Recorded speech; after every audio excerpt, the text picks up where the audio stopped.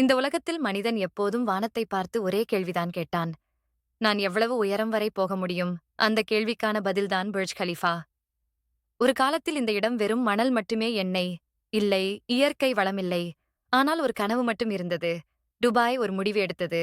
எண்ணெய் இல்லாமலே உலகமே நம்மை பார்க்க வேண்டும்.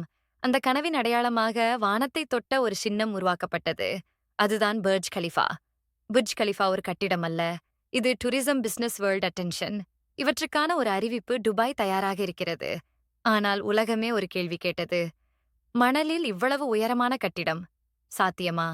புர்ஜ் கலிஃபா 828 மீட்டர் உயரம், 160க்கும் மேற்பட்ட மாடிகள், 12,000த்திற்கும் மேற்பட்ட தொழிலாளர்கள், 6 ஆண்டுகள் தொடர்ந்த உழைப்பு. இது ஒரு கட்டிடம் அல்ல, இது ஒரு போராட்டம். இந்த கட்டிடம் ஷேப் வடிவத்தில் கட்டப்பட்டது. காற்றின் அழுத்தத்தை உடைக்க, அதிர்வுகளை குறைக்க கட்டிடம் ஆடாமல் நிலைக்க காற்றையே ஏமாற்றும் வடிவமைப்பு. துபாய் வெப்பநிலை 50 டிகிரி செல்சியஸ், கான்கிரீட் கூட உடைந்துவிடும். அதனால் இரவில் மட்டும் கான்கிரீட் ஊற்றப்பட்டது. ஐஸ் கலந்த தண்ணீர் பயன்படுத்தப்பட்டது.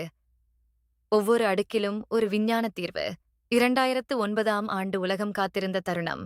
இன்று புர்ஜ் கலிஃபா லக்ஸரி வீடுகள், உலகத்தரமான hotel, at the top observation deck. இரவில் ஒளிரும் உலக அதிசயம், மேகங்களை தாண்டி நிற்கும் மனித தைரியம். புர்ஜ் கலிஃபா சொல்லும் செய்தி ஒன்றே: வளமில்லாத நாடும் கனவு இருந்தால் உலகின் உச்சத்தை தொடலாம். புர்ஜ் கலிஃபா ஒரு கட்டிடமல்ல, அது ஒரு சவால். அது ஒரு எச்சரிக்கை. அது மனிதன் எல்லையை மீற முடியும் என்பதற்கான சான்று. வானத்தை பார்த்து கனவு காணாதே. வானத்தை தொட்டு கேள்வி கேள். This is not just a building. This is Burj Khalifa.